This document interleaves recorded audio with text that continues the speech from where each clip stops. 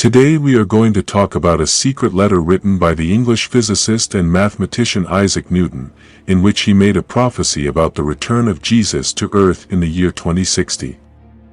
This news has shocked many because Newton is an icon of the science.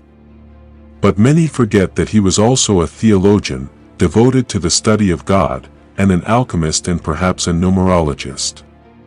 He discovered the universal law of gravity in 1685.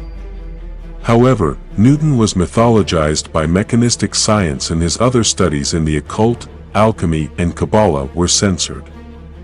He wrote a manuscript in which he says the formula to achieve immortality through a substance that transforms metals into gold and is considered the elixir of life.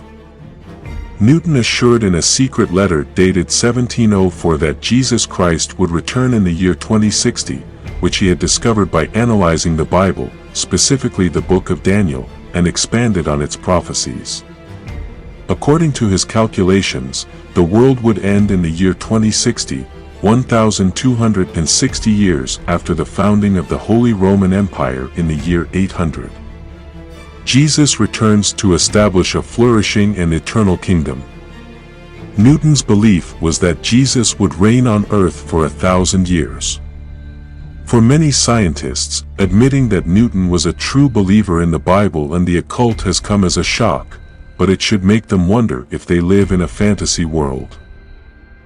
Respecting all points of view without radicalizing at all, the subject of the second coming of Jesus is very delicate, friends. What would happen if Newton had succeeded in his calculations? That is not a guarantee of anything because, although his mathematical operations were correct, it does not mean that the original book of Daniel, on which he relied, was correct in his prediction. I am going to read you a fragment of a book that synthesizes what many believers believe will happen upon the arrival of Jesus. Jesus Christ will take his place as King of heaven and earth. He will establish his rule on earth when he comes, and the church will be lost in part of that kingdom.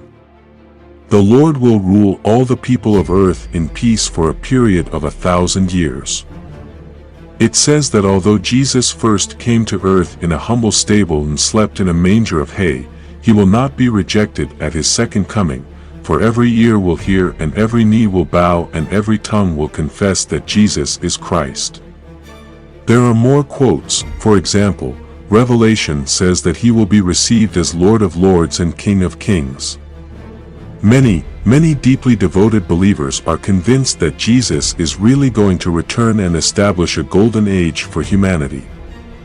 All of this is a mystery, but it is striking that such an important scientific figure like Newton would have focused on that and on doing calculations and mathematics based on books like the Book of Daniel.